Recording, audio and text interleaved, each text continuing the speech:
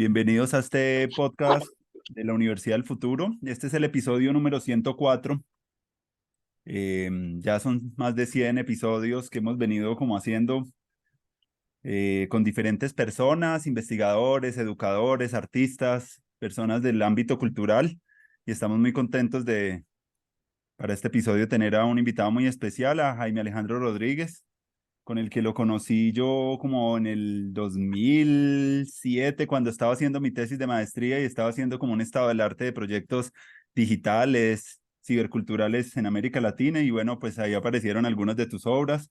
Y bueno, fue por ahí que nos conocimos, y por el lado también la conexión con Rocío Rueda, que era mi tutora, mi directora de la tesis. Y ahí de pronto nos conversamos unas que otras ocasiones. Y bueno, Jaime, qué alegría volvernos a encontrar después de tanto tiempo. Pues para mí es un placer, Andrés, qué chévere que podamos aprovechar estos reencuentros y felicitarte por la iniciativa. Muy lindo el proyecto, así que pensar la universidad es una obligación y pensarla en su futuro, imagínate, con todos los retos, mencionaste la pandemia, un gran Mm. reto para la universidad. De manera que pues realmente contento de poder aportar pues, opiniones, ideas en este proyecto tuyo tan bonito. Muchas gracias. Gracias, Alejandro. Bueno, pues más que presentarte yo, pues me gustaría que tú te presentaras un poco. Por ahí yo vi un video también donde cuentas un poco de esas transiciones que has tenido en la vida, que te llevaron de un lugar a otro también. Todos venimos como de esas transiciones, y es muy bonito también como en la Universidad del Futuro pensar en eso de que los estudiantes puedan irse transformando a través del tiempo, y no como quedándose encapsulados como en una idea de un nombre, de un título, sino como de un nomadismo digital, que es el que estamos hablando también acá en este programa de personas que se están como renovando y actualizando. Entonces, muy chévere que pudiéramos hacer un pequeño panorama biográfico de incluso desde dónde naciste, como tus ambientes de aprendizaje, para conocerlos y darlos a conocer, porque a veces una de las cosas, Alejandro, que hemos visto después de hacer estos ciento y pedazo de programas, es que conocemos mucho las obras de las personas, ¿cierto? Los proyectos, pero a veces no sabemos muy bien quién está detrás de esos proyectos, como decía Pichitelli, cuál es la dieta cognitiva, cómo estudia, cómo aprende. Y me gustaría pues conocer de parte tuya como eso. Mm. Pues muchas gracias, Andrés. Sí, pues ahora que mencionabas el nomadismo digital, mi vida ha sido marcada por una cierta forma de nomadismo. Mis padres tuvieron que ser, pues, nómadas por los desplazamientos, la violencia de este país que no deja tranquilo a nadie. Y eso como que va a los genes, ¿no? O sea, no, yo realmente no me puedo quedar quieto en un solo sitio. Hice pues mi formación básica con jesuitas en el San Bartolomé. Luego entré a la Universidad Nacional y terminé allí ingeniería química en unos momentos o en unas épocas muy duras, los años 70 con el movimiento estudiantil, con dificultades para poder dar continuidad, por ejemplo, por todos los cierres que tenía la universidad y demás. Esa fue una vivencia pues muy marcante en todo el sentido de la palabra, ¿no?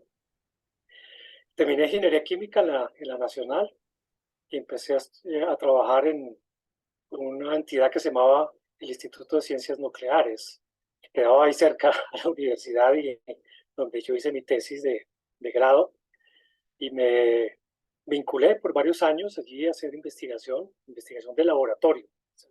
O sea, ponerse la bata, hacer mediciones, estar allí con los colegas haciendo análisis de información de procesos químicos, de procesos hidrometalúrgicos y bueno, una cantidad de cosas que tienen que ver precisamente con mi primera formación. Pero paralelamente había un interés muy grande por la poesía, por escribir, por la literatura. Y cuando yo hice mi especialización en Argentina, tuve la oportunidad de vivir un momento muy especial allá en Argentina. Fue en el año 86, cuando hice la especialización en ingeniería nuclear, que era una cosa que nos tocaba hacer a todos allá en el instituto. Y era el ambiente cultural post dictadura en Argentina se había vuelto a florecer, estaba muy activo, era muy interesante. Yo tuve la oportunidad de viajar por varias ciudades haciendo las pasantías y en cada ciudad lo primero que hacía era buscar los talleres de creación literaria. Yo había tenido una experiencia aquí previamente con el taller de Isaías Peña del 84 y desde ahí yo dije, no, yo quiero escribir, yo quiero intentar hacer no solo poesía, sino otras formas de escritura. Y eso me llevó pues a este encuentro, digamos, fortuito, inesperado en Argentina con este ambiente cultural. Pues yo volví a Bogotá y sucedieron varias cosas que hicieron que el proyecto en el que yo estaba allá en el instituto empezara a decaer. Ese asunto que tenía, imagínate, Colombia pensado de construir sus centrales nucleares se cayó por varias razones y yo estaba vinculado a ese grupo, de manera que pues la perspectiva era o transformarme allá mismo o cambiar de actividad. Y entonces yo decidí buscar la manera de formarme en literatura. Quería entonces trabajar pues por el lado sobre todo de la escritura creativa y con la generosidad que tienen, que se encuentra uno de personas y de gentes y de instituciones, pude hacer mi maestría en literatura siendo ingeniero químico con una especialización en ingeniería nuclear, dar el salto a la literatura, hacer la maestría ya en la Javeriana, que fue una experiencia muy, muy bonita porque fue una cosa como formal, digamos, hacer la maestría, pero eh, digamos que había también un interés por una formación mucho más profunda. Entonces yo tomé muchos cursos, muchas cosas en la Javeriana, casi que hice la carrera paralelamente a la maestría, duré mucho tiempo estudiando, pero también conectándome como entrando a esa red, ¿no? De la enseñanza, del ejercicio literario. Y eso me llevó a vincularme después, a renunciar al otro lado y vincularme como profesor de planta en la Javeriana, en donde ya apareció este reto que puede ser un doctorado. Yo estaba interesado porque me había encontrado también por el camino con las posibilidades tecnológicas para la literatura, especialmente lo digital, que ya estaba en los años 90, comienzos de los 90, ya estaba andando el tema, ya había publicaciones, ya había intereses, había formación también. Entonces propuse una tesis doctoral que combinaba creación e investigación, que llamé el relato digital, que terminé de hacerlo en el año 2000, o sea, ya hace 23 años que terminó, perdón. Esa tesis sí que me llevó por el camino de lo digital, pensado como una forma de apoyar la creación literaria, pero por el ambiente en el que yo estaba, pues también como una oportunidad de investigación, ¿no? Entonces el tema de la cibercultura parece como un tema que yo empiezo a manejar, a investigar. De hecho, mis seminarios en el doctorado allá en la Javeriana de ciencias sociales eran sobre cibercultura en distintos términos, incluía la educación, por ejemplo, que siempre me interesó como un escenario que teóricamente podría ser muy buen subsidiario, muy buen beneficiario de las tecnologías digitales y sin embargo también es uno de los escenarios más resistentes a esos cambios, ¿no? Mm. Paralelamente entonces hice mis creaciones digitales que tuvieron reconocimientos. Estuvo Gabriela Infinita, que tuvo mucha suerte en los estudios que se le hicieron, Golpe de Gracia, es un proyecto que se llamó Narratopedia. Después entré en temas transmedia y nuevos hipermedios, pero no dejé de escribir también de forma tradicional, digamos. También publiqué cosas escritas, muchos ensayos, muchos libros escritos, pues, digamos, en forma tradicional, pero, digamos, lo digital estuvo más cerca como de las preguntas por lo educativo y por las preguntas por lo creativo. Y ya en el último año, pues, ha sido también una pregunta por esta cosa que estamos preguntándonos todos, que es la inteligencia artificial, cómo apoya, cómo extiende, cómo genera posibilidades de asistencia, llamo yo, a los procesos creativos. Ese es el panorama un poco a la ligera de mi trabajo y de mis trayectos. Muy interesante y muy adelantado también para la época, pues ya a principios de siglo ya estar como ahondando en un campo que ha venido cobrando como cada vez más fuerza, pero te adelantaste un poco y siempre fuiste como un referente ahí muy importante en estas personas que estaban como mezclando lo digital con la parte narrativa. Y es algo que a este proyecto de la Universidad del Futuro le interesa mucho también ser una plataforma también para la inteligencia colectiva, que es como lo que estamos buscando, es buscar, primero poner en el panorama reflexivo de la sociedad el tema educativo desde una perspectiva imaginativa. Es como Claro, lo primero que, por eso le llamamos futuro, porque es como algo que está por venir, que está abierto, no es algo que está en una escala de tiempo más adelante, sino que es algo que, que llama la atención para imaginar. Un segundo punto es la creación colectiva, que es algo que no se puede hacer solo y que está buscando también crear redes descentralizadas de aprendizaje pues en diferentes partes del mundo donde las personas a partir de estas tecnologías puedan colaborar y puedan crear cosas maravillosas en un grupo de personas. Y la tercera cosa que pues ha estado como parte de la curaduría de estos programas tiene que ver con formas de pensamiento sistémico también en la educación, y no solamente pensar la educación como solo la escuela o los espacios de formación, sino pensar la educación en un término más amplio y más sistémico. Quiere decir que tiene que ver con los medios, que tiene que ver con la ciudad, tiene que ver con las relaciones sobre todo. Entonces esa es como bueno, y la otra, y un cuarto elemento importante de este proyecto también tiene que ver con crear como un pequeño prototipo a pequeña escala de cómo podría ser esa universidad del futuro, qué currículo tendría, cómo estaríamos conectados, cómo sería la manera de crear una comunidad. Para eso estamos haciendo estas conversaciones, para crear como conversaciones y en esas conversaciones ir creando como el músculo y a ver qué nos inventamos. Eso, entonces me parece muy chévere eso porque muchos de sus proyectos digitales han tenido como ese carácter también de creaciones colectivas, Narratopedia ¿verdad? y me parece chévere que pudiéramos ahondar un poquito eso de que creo que y muchas personas lo mostraron, investigadores y teóricos del Internet, que la gran metáfora era la inteligencia colectiva, lo decía Antonio Lafuente, pero también otros pensadores, Pierre Levy, ¿cierto? Hablaba de la inteligencia colectiva. Me parecería muy chévere cómo le aporta ese concepto a la creación de la educación. Es lo que estamos buscando, cómo crear como redes de inteligencia colectiva y que muchas de las cosas que están en el territorio pues puedan ser mayor valorizadas entre nosotros. Por eso en estas conversaciones han pasado personas que están en el campo digital, en el campo permacultural, científico, género, como los temas importantes que tiene la sociedad. Entonces, yo no sé, me gustaría que de pronto tú nos ayudaras a enmarcar un poquito sobre la creación colectiva y a profundizar un poquito sobre el tema, porque es el tema que alude directamente pues a este experimento. pues muchas gracias por primero darme estos detalles de lo que tú estás pensando para esta universidad del futuro, imaginar futuros, que creo que es lo que entiendo yo que estás haciendo, que eso no elude la, la tarea de entender también la historia de la universidad y sus crisis.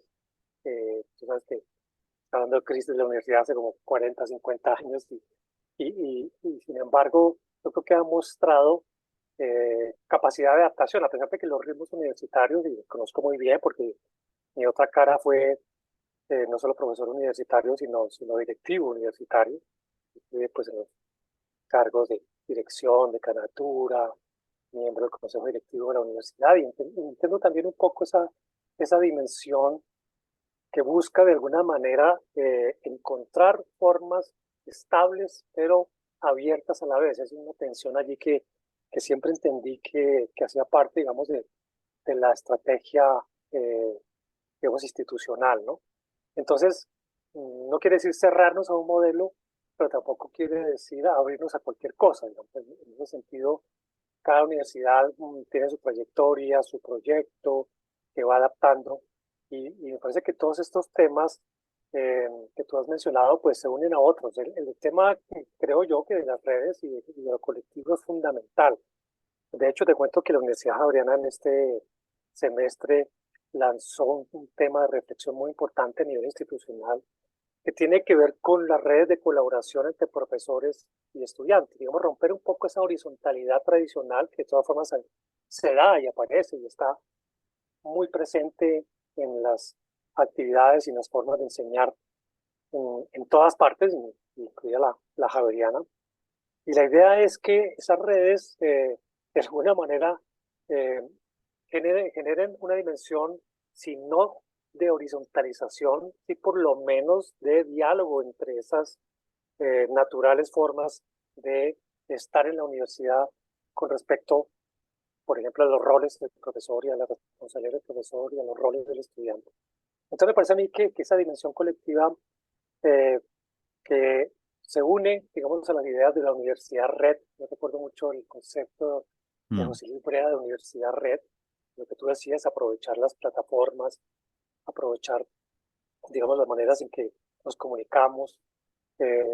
David Casacuberta dice, si algo es revolucionario, el Internet no es la capacidad interactiva de los medios digitales, sino la capacidad de creación colectiva y de la inteligencia colectiva. Inteligencia colectiva es algo que yo realmente sigo desde hace mucho tiempo con Pierre Levy, un autor Mm. que pues ha desarrollado el tema de muchas maneras.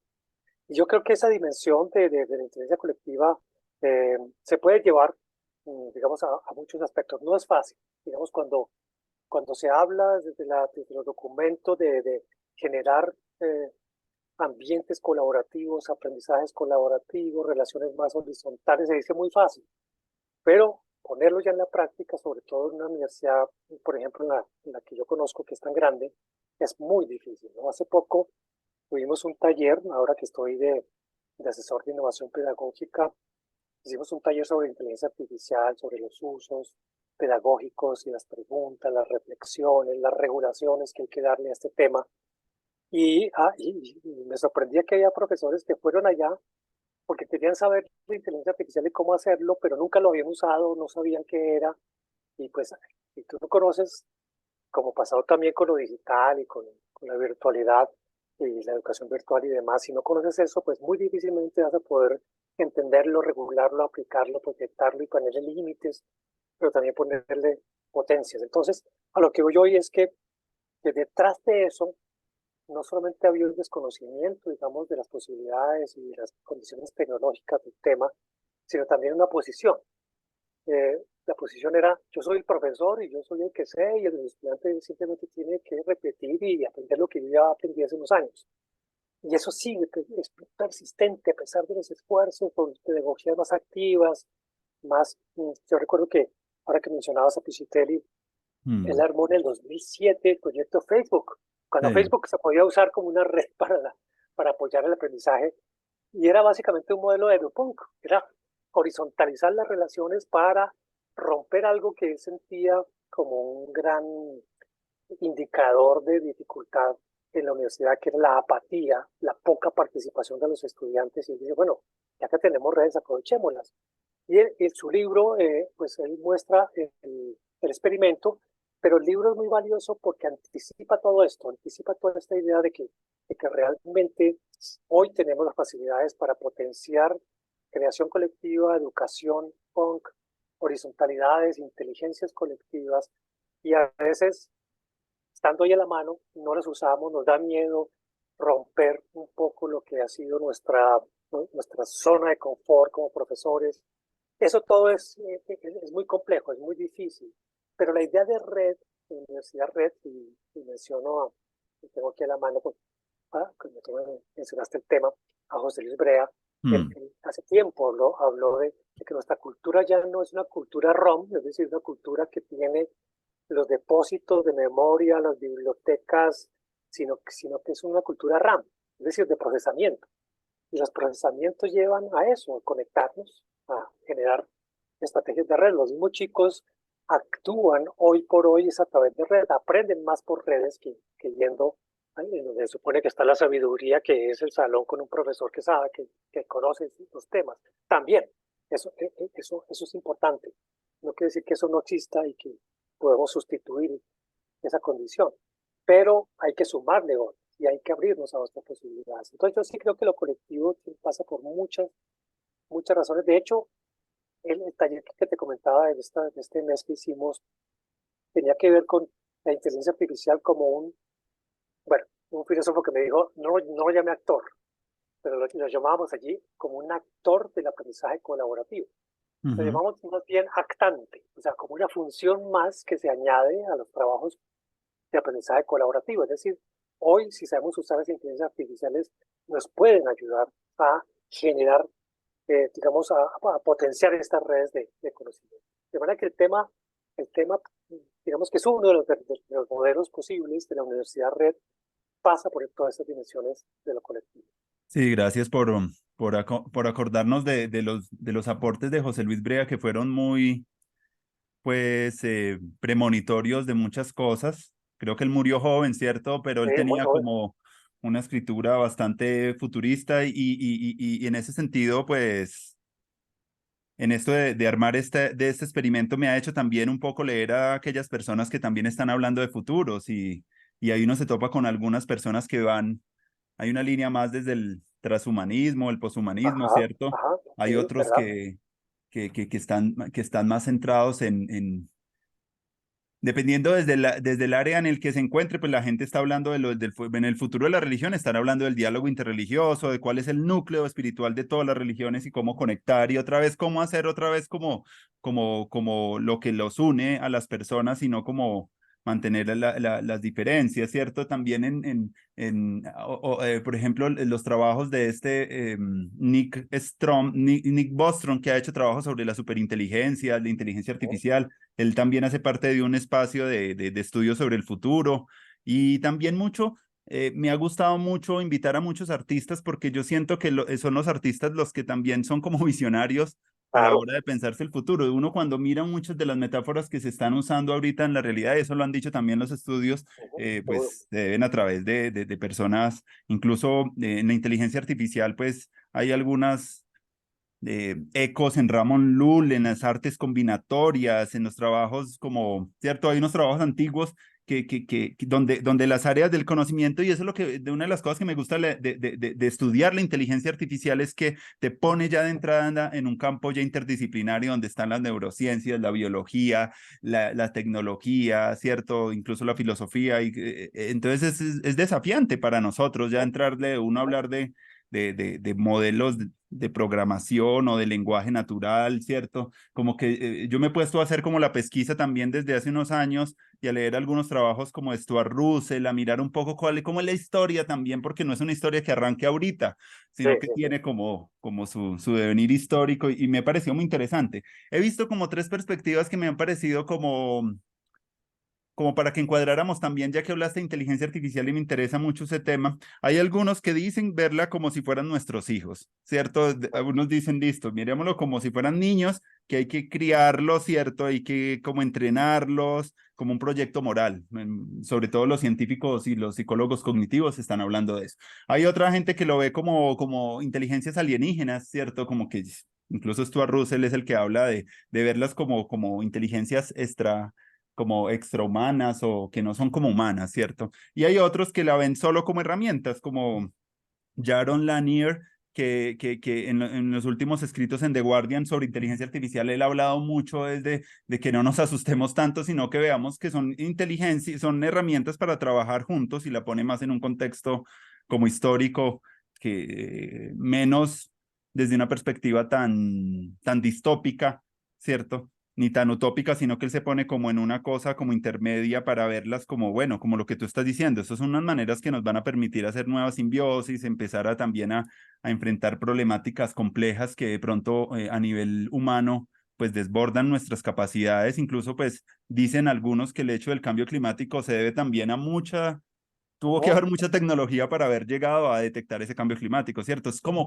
las tecnologías también que podemos enfrentar cosas y ver patrones en medio de un mare magnum de información que es muy compleja. Entonces, como que para analizar problemas complejos, hay algunos teóricos que lo ven como una posibilidad pues enorme, incluso Taiwán, dentro de esta estrategia de cultura digital, pues vienen haciendo como unos desarrollos interesantes también de cómo poner en relación estos temas colectivos en al abrebocas de la participación ciudadana, pero mezclándola con tecnología. Están empezando a mirar a hacer un desarrollo muy diferente al que está haciendo China con inteligencia artificial y por ahí he venido siguiendo como a esta ministra de Cultura Digital, Audrey Tan, también que me ha sorprendido mucho porque pues están haciendo algunos experimentos de cómo cómo la inteligencia artificial la podemos poner al servicio de la participación como ciudadano. ¿Tú cómo podrías verla desde esos tres encuadres que estoy planteando? Es lo que yo he estado viendo, pero pues me gustaría que nos hablaras un poquito de cómo tú estás percibiendo ese tema, porque es un tema seguro será el primero de los que hablamos en estos episodios sobre inteligencia artificial. Es un gran tema para la educación y Sí, cómo... muy gran tema. Mm, Con muchos retos, con muchas dudas, con muchas potencias. Claro, yo pienso que solamente en la práctica misma aparecen las dimensiones que puede tener, las muchas dimensiones, por lo menos tres, ya las mencionaste, que puede tener la inteligencia artificial. De hecho, lo que ha impresionado mucho en este último año, particularmente de hace un año que OpenAI lanza su mm, ChatGPT y todos los que han salido, porque pues de ahí para allá ha habido mucha evolución y mucha diversidad también de herramientas, tiene que ver con la dimensión conversacional y con la dimensión generativa. Es decir, cuando yo puedo conversar con alguien y este alguien me genera lo que yo espero que pueda ofrecerme, como un texto, una imagen, tú sabes que ya producen código, hay mm, una cantidad de cosas que hacen las inteligencias artificiales. Digamos que eso impacta muchísimo, eso crea un hito. Claro, la inteligencia artificial está desde los años 50 del siglo pasado, pero pues esta última versión de una inteligencia conversacional, de los chatbots y demás, pues es la que ha impactado mucho porque genera, digamos, esa cercanía, esa dimensión de una tecnología que se puede acercar. De hecho, por ejemplo, yo tuteo al chat GPT o a cualquier otro, yo le pido de una manera y le agradezco y él responde con fórmulas, pero uno las siente muy cercanas. Y eso ha impresionado mucho, pero lo conversacional tiene una dificultad y es que como están pensadas para que la conversación pueda perdurar, pueda mantenerse, pues hay momentos en que la inteligencia artificial se convierte en un charlatán. Entonces, ahí hay una ahí es muy importante también que quien pregunta sepa primero preguntar cosas. Eso es algo que hay que empezar a hacer nosotros. Es decir, tú decías, entrenemos al niño llamado inteligencia artificial, ah, pero entrenemos nosotros también para preguntarle al niño y que mm. nos responda adecuadamente. Eso se llama la ingeniería de prompts, ¿no? Ahora. Bueno, pero a lo que voy yo es que hay que estar muy bien preparados porque podemos recibir información no adecuada. De hecho, por ejemplo, por darte cualquier ejemplo, estuve preguntándole cosas sobre Pierre Levy y hubo un momento en que ya ChatGPT ya me repetía, ya me enteraba, me respondía cualquier cosa. Eh, Le pregunté por mí mismo y resulté que era un gran poeta colombiano. Entonces, es formas como de decir, bueno, lo que no sé me lo invento, el charlatán.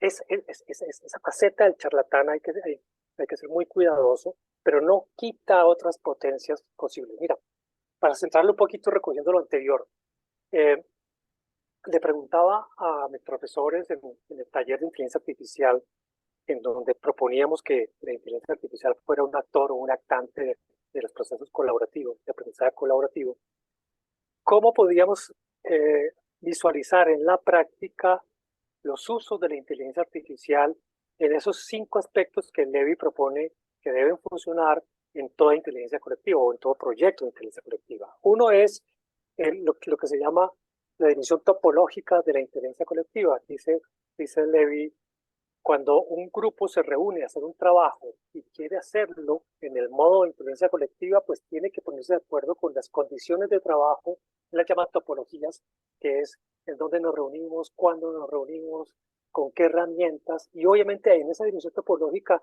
la función de la inteligencia artificial es natural, es parte, no sé cómo decir, vamos a usar inteligencia artificial dentro de las cosas que vamos a proyectar. Entonces, en la dimensión topológica es como lo más natural, pero hay una dimensión que llama Levy axiológica. Todo proyecto colectivo, si no tiene una construcción de su propia axiología, es decir, si no construye valor compartido, pues tiende a fracasar. La pregunta mía es, ¿qué aporta en la axiología de un proyecto la inteligencia artificial? Entonces hay muchas preguntas, porque tú sabes que una de las cosas que más se ha hablado de la inteligencia artificial es que tiene sesgos, ¿no? Sesgos de tipo racista, de tipo ideológico. Entonces uno diría, bueno, si contamos con eso, si sabemos eso, entonces, ¿cuál es el límite?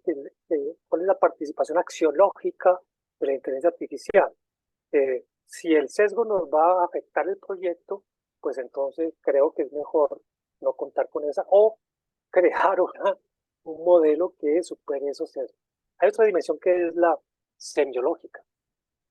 Todo grupo que se reúne a hacer un proyecto de inteligencia colectiva tiene que ponerse de acuerdo con un lenguaje común, tiene que tener un lenguaje común. Y ese lenguaje común pues pasa por compartir conceptos, nociones, categorías con las que nos vamos a mover todos, pero también pasa por los modelos de lenguaje natural, es decir, la inteligencia artificial, la que conocemos ahora, conversacional y generativa, son modelos de lenguaje natural, es decir, hay una dimensión semiológica también allí. Por eso ahí es donde aparece eso que te decía antes. Si conocemos cómo funciona el lenguaje, el modelo de lenguaje natural en las inteligencias artificiales, debemos ser capaces de comunicarnos adecuadamente con esos modelos. Es decir, debemos ser capaces de preguntarle, de capitalizar las conversaciones. O sea, ahí es muy potente la función semiológica de la inteligencia artificial. Hay otra dimensión que es la afectiva. En todo trabajo colectivo, ya sea el trabajo que hacen los estudiantes en grupo o proyectos más de investigación o cosas como estas, es posible que ocurran cosas como que hay un déficit o hay un desequilibrio afectivo en alguien, ¿no? Me ocurrió el año pasado con mis estudiantes del taller de escritura creativa. Y es que a mí me llegan estudiantes de distintas disciplinas, y había uno en particular que estaba muy interesado, que era un estudiante de Derecho, pero él desde el comienzo me dijo, no sé nada de narrativa, no sé nada de literatura. Y al principio, en los grupos que se reunieron, yo sentí que él estaba marginado, que no aportaba, incluso no iba a clase cuando había trabajo en grupo. Pasó una cosa muy linda, y es que un grupo de esos, sobre todo un grupo que tenía más estudiantes de literatura, que conocía literatura, me propuso acogerlo. Me propuso, profe, nosotros queremos que Juan Esteban esté con nosotros, porque creemos que podemos aportar y sabemos que él puede aportar. Entonces hubo una dimensión afectiva que reconfiguró la red y le dio entrada.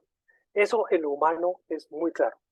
Yo diría con la inteligencia artificial, que más allá de lo que te digo de que yo converso muy afectivamente con la inteligencia artificial, ¿qué tanto me produce o me apoya la inteligencia artificial en lo afectivo? Mira, un ejemplo de eso es que en otro taller que hicimos en la Javeriana hubo un grupo de estudiantes.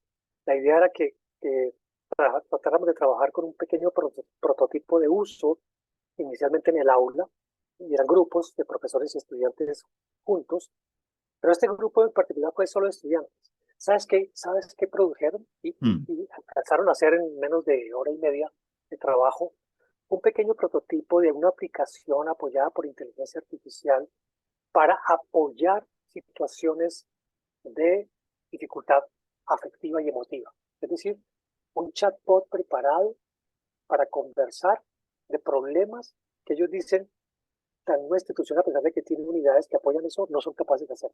Pero un chatbot preparado para eso, María. Entonces fíjate que hay una dimensión, una funcionalidad emotiva que se puede aprovechar. Y hay una dimensión energética, que es la última que propone Levi, y en esa dimensión energética, digamos, es un indicador de la capacidad del equipo para moverse, para estabilizarse, para proyectarse. Hay momentos en todo equipo de trabajo que la energía decae y hay que ver por qué decae. Entonces a veces lo que pasa es que hay una tarea que está demasiado compleja y hay un miembro del grupo que no ha sido capaz de hacerla. Ahí puede entrar la inteligencia artificial a apoyar muchas cosas. Por ejemplo, apoyar su indagación como investigador o apoyar su escritura. Y eso hace que yo pueda usarla para que la energía no me decaiga. Entonces, fíjate que pensando en eso, y si quieres tú ampliar el modelito de inteligencia colectiva a una universidad de inteligencia colectiva, o sea, reconstituir currículos y cosas como estas. De hecho, Levi en sus últimas apreciaciones mandó un currículo. Dijo, la inteligencia colectiva tiene un currículo. Y el currículo es que tú tienes que formar al estudiante en su inteligencia personal, dispone de tres aspectos, en su inteligencia crítica, y pone 3 aspectos fundamentales sobre esa crítica, y en su inteligencia colectiva, 3 aspectos. Suma 9 casi que asignaturas del currículo llamada inteligencia colectiva. Pues eso deberíamos hacerlo nosotros y ponerlo en la práctica. Pasar de los grandes deseos, de las grandes expresiones en el documento a prácticas muy concretas, ¿no? Sí. Esto es lo que yo te podría decir un poco de No, reflexión final. maravilloso eso de recordar un poco a Pierre Levy en eso de, me parecen unas claves importantes. Eh, Siento que a veces también nos está empezando, en educación el aspecto conversacional es muy importante y en el Muy aspecto importante. también de la escritura. Uno ha visto mucho como los diálogos epistolares, ¿cierto? De Epicuro a Meneceo, ¿cierto? Las cartas que se mandaron entre algunos autores, se conversaban, habían muchos modelos y tener ya como una herramienta que permita ahondar en uno mismo y empezar a escarbar y a forzarlo a materializar ciertas cosas, porque pues de esas conversaciones lo que resulta es que uno ya va teniendo más perspectivas y luego va a poder ya aterrizar en pequeños experimentos, porque eso sí no lo va a poder hacer la inteligencia artificial, ya Ah, llevar a cabo la idea o materializar ya una obra colectiva o ya es algo que ya requiere pues ya del humano para pues ya por lo esa menos, conclusión, por pero lo menos muchos por de las ahora. primeras, exacto, pero muchos de las obras arrancan es conversando y me parece importante esos usos y bueno, Fíjate nos que lleva... me hiciste acordar también de Scolari cuando él hablaba un poco de cómo nacen las teorías, como las grandes construcciones conceptuales, es conversando con los colegas. Entonces la conversación aquí también puede ser apoyada por estas inteligencias artificiales, también en la dimensión teórica, en la dimensión educativa, teórica y la creativa tienen un buen aliado. Hay que saber usar. No sé. Sí, y también muy interesante también hablar de esto es porque empezar también a mirar cuáles son los límites también de Claro, esas inteligencias. Lo que tú estás claro. diciendo de que, bueno, pues estos están entrenados con millones de datos y hay unos sesgos que pues todavía pues en estas primeras aproximaciones pues son evidentes, pero pues también mirar qué es lo que realmente es humano, cuáles son los límites de nuestra inteligencia, ¿cierto? Porque la inteligencia no siempre a veces es sinónimo de sabiduría ni de Sí, racionalidad. sí, A sí, veces tú puedes ser muy inteligente, pero tú puedes ser una persona estafadora o un psicópata. Han hablado que en las psicopatías hay como una extremada inteligencia interpersonal y saben cómo leer el gesto del otro, cómo saber a quién se le aplica eso. Entonces, como que a veces eso me ha hecho mucho la reflexión ahorita sobre la inteligencia artificial, porque eh, eh, cierto, pues la inteligencia no solamente es una propiedad como individual, sino como hace parte de una propiedad emergente, de un sistema. Muchas de las cosas que estamos pensando no las pensamos individualmente, sino que es un ecosistema colectivo y bueno, en parte del siglo XX, muchas de las enseñanzas que tuvimos fue que, claro, que incluso Jung hablaba de los arquetipos y de un inconsciente colectivo. Me parece muy interesante también cómo, y es una pregunta que yo me hago así como en este momento, es cómo también nos podría ayudar a ver también más nuestro inconsciente, cómo entrenar esas inteligencias también para que muchas de esas cosas que nos cuesta a nosotros conversar y hablar, empezar a salir como con mayores argumentos y con mayor discernimiento. Eso sería maravilloso, porque mucha de la sombra colectiva, como ya hablaba Jun, a veces es algo que se vuelve tabú y en las escuelas es algo que no se toca, por ejemplo, los temas de racismo, los temas de la sexualidad. Sería chévere que pudiéramos estar como más informados para tener mejores diálogos también cuando estemos como ya no hablando con inteligencia artificiales, sino ya en colectivo, ya estar como con una integración. Y lo que vienen hablando también ahorita último es que ya a futuro van a haber es un ecosistema de inteligencias artificiales. Está claro, el chat claro. GPT, pero van a estar muchas y en ese ecosistema es donde también, pues, curiosamente, si en lo humano se ha generado inteligencias es en esas redes, yo creo que una suma de inteligencias artificiales, eso también va a generar también en el ser humano desafíos grandes, ¿cierto? Claro. Sí, de hecho, el proyecto de estas empresas, OpenAI y otras, digamos, como objetivo es la inteligencia artificial general. Es decir, Ajá. un artefacto, un dispositivo al que tú acudas para cualquier cosa. Ahorita tú tienes que ir a uno para texto, otro para imagen, otro para Ujú. código. Esta idea de lo general está ahí y seguramente va a desarrollarse en algún momento. Pero yo creo que hay algo muy importante y es, yo lo llamo una conciencia frente a qué le delego a la máquina. y no en términos solamente generales, sino particulares, en mi clase, en mi, en mi ejercicio creativo, en mi investigación. Yo debería tener criterio y eso hay que formarlo, es decir, esto nos está obligando a generar otras habilidades, las curadurías, por ejemplo, de los contenidos y demás, porque están ahí, tú dices, los millones de datos están ahí, cómo los recupero, pero también cómo los curo y cómo los aprovecho. Eso no se enseña en la escuela ni en las universidades y eso creo que es, pensando en futuro, parte de la reconfiguración del currículo. Cómo formar en estas nuevas habilidades para entender lo que yo llamo la delegación a la máquina de algunas funciones. Por ejemplo, en mis talleres yo tengo que hacer mucha cosa mecánica de armar formatos para el portafolio. Si son 30 estudiantes, eso me gasta un día completo antes de entrar al taller. Que eso se lo puedo delegar a la máquina. Le doy unas instrucciones, hágame 30 plantillas con tales nombres, cruce la lista de mis estudiantes y sus correos, Claro, y me lo hace en 20 segundos. no, Entonces yo le puedo delegar eso a la máquina. Le puedo delegar a la máquina que me dé ideas, que me ayude con la corrección de textos, pero no le puedo delegar a la máquina mi expresión, mi expresividad. Esa tiene que formarse y en los talleres de escritura creativa yo les digo, ustedes tienen que ser conscientes de que hay una forma de expresividad personal que es la que tienen que ustedes encontrar, reconocer, alimentar, formar, pero que ustedes se apoyan en lecturas de otros autores, en la audiencia que tienen sus lectores de lo que hacen, y ahora en inteligencias artificiales. No es sustituto de nada. Eso sería un gran error. No puedo delegar funciones, como tú dirías, más claramente humanas. Yo puedo mm, delegar memorias, yo puedo delegar búsquedas, yo puedo delegar estructuras, incluso algunas lecturas, pero no puedo delegar lo que yo, como en mi proyecto personal y colectivo, considero que es mi responsabilidad. Entonces, creo que hay, fíjate que eso está dicho y eso puede ser muy evidente, pero no hace parte de las conversaciones, metaconversaciones en la universidad.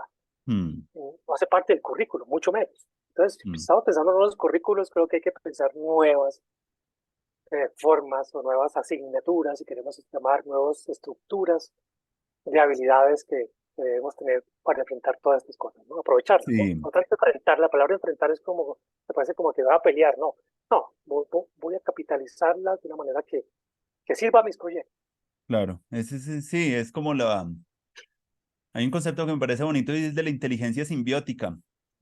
Ajá, Incluso ajá, mucho de lo que es las redes neuronales son inspiración también en cómo funcionan nuestros cerebros y hay como una simbiosis y una coevolución cuando uno mira las tecnologías en las sociedades pues todo el tiempo, entonces es muy chévere pensar cómo integrar el ingenio humano, ¿cierto?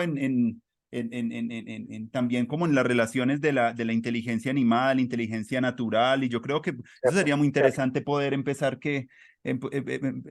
vernos, descentrar también eso de la inteligencia solo en lo humano y poder Exacto. ver en los otros, en otros agentes que también son inteligentes y tienen hay unos búhos que tienen unas cosas que son unas hazañas fantásticas que hacen los elefantes, que hacen los pescados, que hacen las abejas, y eso me parece también interesante en términos de este auge de la inteligencia artificial, es también como empezar a crear un diálogo también más generativo también con las otras inteligencias también. Y ha habido un despliegue mucho en la literatura en los últimos años. Por ahí leí el último libro de uno de los premios Pulitzer de Richard Powers de El clamor de los bosques y es una novela maravillosa donde los árboles también dialogan con cambio climático, como que hay una cosa muy maravillosa en las artes Ujú. contemporáneas del siglo XXI y es como que se trabaja el hecho científico, pero también la fabulación especulativa. Donna Haraway también en el último libro de Seguir el Problema también narra de una serie de artistas que trabajan con los temas de los arrecifes de coral y le meten a eso las geometrías parabólicas, hiperbólicas,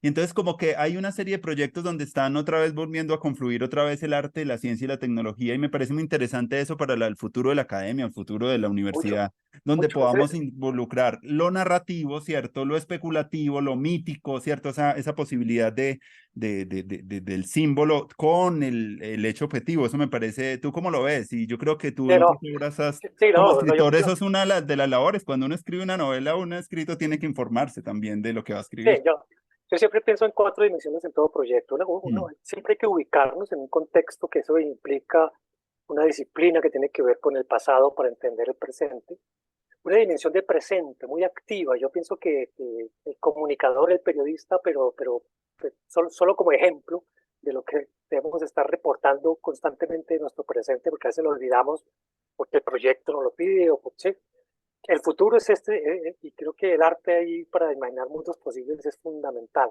Y lo otro es lo colectivo, son cuatro dimensiones y creo que esa es otra habilidad, digamos, de los proyectos holísticos, de los proyectos interdisciplinarios que deberíamos ser capaces de empezar a formar. Yo lo que creo es que nos estamos quedando atrás en la universidad y en la escuela. Yo tengo un nieto de 7 años y yo aquí en el colegio que es muy bueno. Todavía no piensan en esto, todavía no incluyen, no están preguntando cómo preparar al preescolar y el estudiante para llegar a la universidad, porque la universidad tampoco lo está exigiendo. Yo creo que hay cosas que realmente en las que estamos muy desfasados, pero la realidad se está imponiendo y creo que ahí es donde tiene sentido justamente la universidad del futuro. Mi querido Andrés, tengo que salir. No sé si podemos continuar después o Sí. cortar acá. Sí, solo una última preguntita Bueno, para bueno, eso claro. del ser abuelo, cuéntanos un poquito esas experiencias que has tenido tú ahorita que lo narras y bueno, dentro de una universidad del futuro, ¿cómo ves ese diálogo entre las personas mayores como con es una de las cosas que Sí, también quiero sí. sostener, es como una cosa más intergeneracional, entonces de pronto con esa experiencia ya terminaríamos y cerraríamos. Vale. No, me encanta. Yo podría hablar aquí un buen rato sobre mi experiencia con Martín, con mi nieto, porque pues tiene una dimensión muy linda y tiene que ver con eso que tú dices de las interrelaciones, ¿no? O sea, yo como abuelo, que ya no soy el papá, y entonces eso genera un ambiente muy distinto, en donde no está ni el regaño, ni la tarea, sino el juego, sobre todo el juego, pero el aprendizaje. Entonces yo me sé meter como en su mundo, lo sigo mucho, lo acompaño mucho, entiendo muchas de sus cosas, de sus intereses, terminamos siendo cómplices de muchas cosas y eso obliga a que yo me convierta también en niño. O sea, no es solamente que yo soy el que soy allá, sino que bajo, me horizontalizo y él entiende esa dimensión horizontal y empezamos a crear como proyectos. En este momento, simplemente para cerrar, uno de los muchos que estamos metidos es que yo ya le estoy diciendo y ya él conoce inteligencia artificial. Por ahí hay una en la que se hacen unos rasgos y la inteligencia te da la complejidad del dibujo. Y es como dibuja tanto, pues sabe hasta dónde puede llegar y no llegar. Pero lo que voy yo es que estamos haciendo el tema, él es un gran narrador también, como todo niño, y entonces ya está aprendiendo estructuras, cosas, y le dije a él que estoy en un proyecto en el que le llamo cápsulas de tiempo, en el que él va a tener dentro de cierto tiempo que destapar una cápsula digital en la que va a haber unas instrucciones para que él continúe mi obra apoyado en inteligencia artificial. De hecho, en la inteligencia artificial con la que estoy jugando ahora ya, ya reconoce mi estilística y mi narratología y puede producir cosas muy parecidas a las mías. Entonces, él va a ser un continuador y entonces está encantado, ¿no? Está encantado porque, bueno, el abuelo, ¿cuándo será? Para la próxima cápsula dentro de 10 años. No, pero 10 años.